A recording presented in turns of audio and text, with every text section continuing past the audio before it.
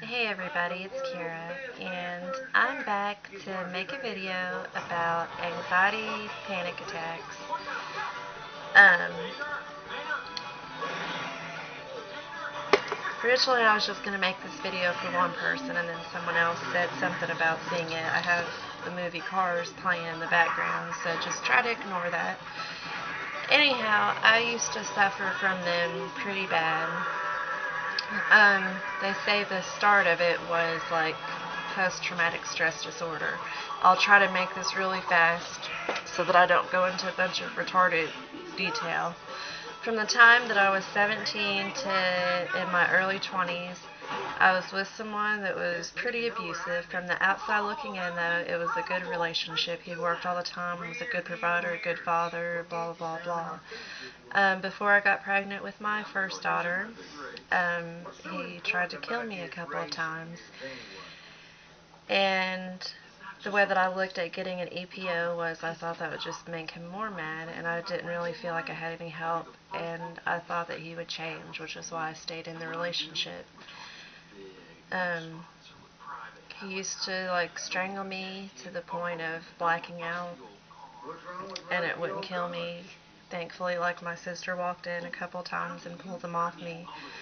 After that, the abuse was pretty much mental and physical. Like, he would literally keep my head so tore up. I mean, I was constantly worried about what was going to make him mad next, and trying not to make him mad, but I didn't realize that it was really, abuse.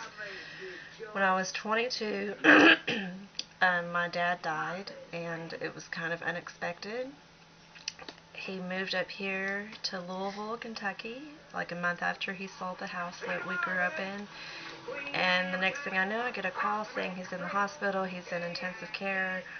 Before I get to go back and see him, he goes into cardiac arrest. They resuscitate him, but he's only alive by machines because he has a ventilator on. His eyes were bulged out of his head. He was hemorrhaging blood. So blood was coming out, and they were putting blood back in. His blood pressure was like 60 over nothing. It was horrible. It wasn't my father. He wasn't really there, but medically he was alive. That really screwed with my head. The second time he went into cardiac arrest, my stepmom told them not to resuscitate him, and they did not. I ended up leaving the father of my daughter. It was really hard because I was really scared of him, so I still kind of kept him in my life. Plus he, on the flip side of that, was a good friend. But I mean, I couldn't walk out my mom's door without thinking that what he said was true, that one day someone was going to find me in the gutter. I mean, my nerves just stayed tore up. And I had a couple panic attacks, didn't really know what they were. I just thought that I couldn't breathe anymore, and my chest tightened. I started to get real dizzy. But I think those moments I was still in survival mode, because it wasn't until I got married to someone that I knew since I was a kid in Texas, and I moved to Texas, bought a house down there, started to go through this custody battle, that I really started suffering. And usually they happened at the worst time, when I would go to sleep at night, or I would be driving in my car. I would start to fall asleep, and I would wake up feeling like somebody was strangling me. Literally, I felt like someone had their hands around my neck and that I couldn't breathe. And it was horrible. So I was on a couple things to begin with. When I was 22, it's Buspar. It didn't work really. Then I was on Klonopin, and when I would be in like a full-blown anxiety attack, it would feel like I couldn't swallow, I couldn't get any air, I would start to get dizzy, I would be hyperventilating. One time, when we were traveling, I had like an ambulance come. It was just horrible. Then something scary, when I was moving to Texas, which might have contributed even more so to my panic attacks that got as severe as they did.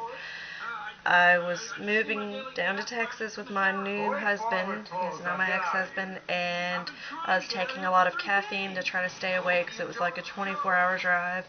I was taking ephedrine, plus I was drinking pop, and we stopped in Arkansas, and it felt like I couldn't breathe. But what I didn't realize is it was really happening. I really couldn't breathe. My pulse rate was going sky high. I told my husband, my now ex-husband, that I couldn't breathe. He felt my pulse, and he's like, "Oh my God, I need to get you to the hospital."